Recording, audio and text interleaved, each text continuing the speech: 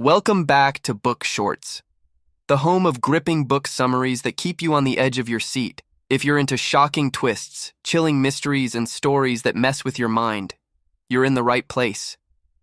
Today we're diving deep into The Housemaid's Secret by Freida McFadden, a psychological thriller that'll make you question everything you think you know about people and their perfect lives. Trust me, the secret's hiding. Behind this penthouse door will blow your mind before we begin. Don't forget to hit that subscribe button and turn on notifications so you never miss a jaw-dropping story summary from us. Now get ready because what you're about to hear will keep you thinking long after the video ends. Let's get into it. Millie thought she'd left the secrets of the past behind. She thought she'd cleaned up the mess from her last job, but trouble doesn't knock when it comes back. It sneaks in and settles like dust in the corners of a new house.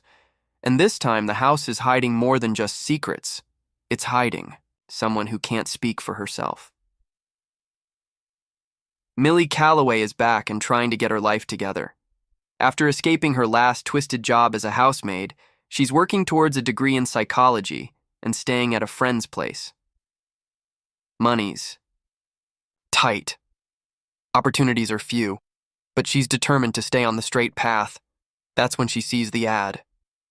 A wealthy couple needs a housekeeper, discreet, trustworthy, high pay, and the location is perfect, a luxury penthouse in Manhattan's Upper East Side.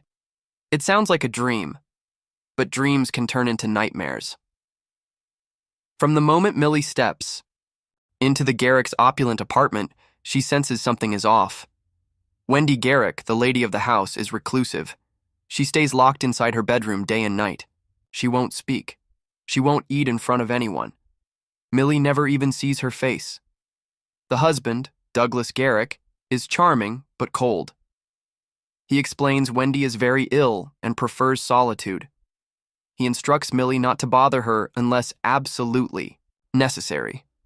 Strange, but not illegal. Millie, now used to secrets and lies, follows the rules. She keeps her head down and does her job. But the longer she stays in the penthouse, the more she notices. Things don't add up. The bathroom always smells of bleach. Wendy's laundry is soaked in blood, and sometimes Millie hears muffled crying from behind the locked bedroom door. Is Wendy sick, or is she imprisoned? One day Millie can't ignore it any longer. She knocks on the door. She speaks through the wood, and this time Wendy responds, not with words, but with a note slipped beneath the door. One word: help. Millie's instincts scream danger. She's seen this before. She knows when someone is crying out for help. But calling the police isn't an option without proof. She's been burned by the system before. So she does what she does best, investigates on her own. As she snoops through drawers and personal files, she begins piecing together a truth darker than anything she imagined. Wendy wasn't Douglas's first wife. The last one, Brianna, died under mysterious circumstances, and Douglas, he's not just a controlling husband, he's a master manipulator. Millie learns he has the entire building wrapped around his finger, the doorman, the neighbors. No one dares question him, and anyone who's tried has either vanished or been silenced. Millie has a choice.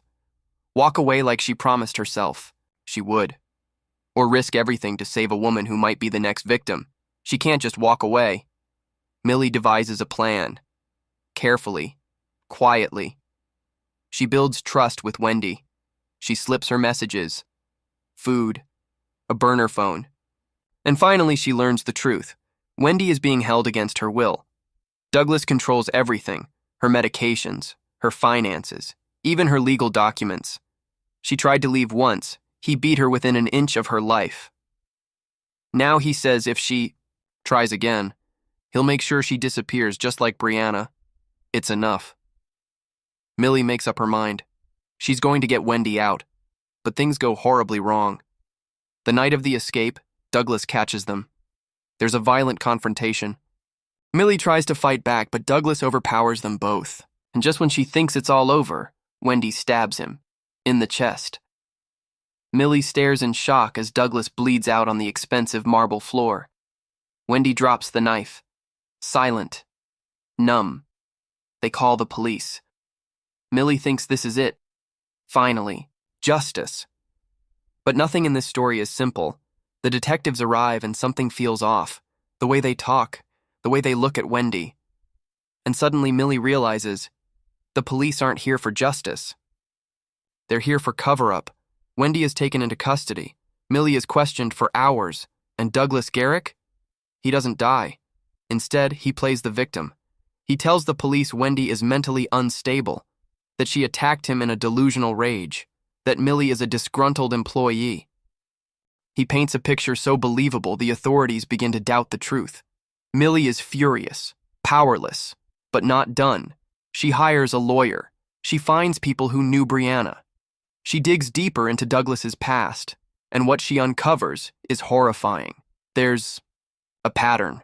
Women trapped, women erased. And Douglas always comes out clean, protected by money and influence. But this time, he messed with the wrong maid. Millie teams up with another woman, Enzo's sister, someone who once worked in the Garrick's building and also had her life destroyed by Douglas. Together, they collect evidence, emails, photos, medical records, and finally a video, a secret recording Wendy made of Douglas threatening her life. It's the smoking gun. Millie leaks it to the press. Suddenly the story flips. Public outcry explodes. Wendy is released. Douglas is arrested.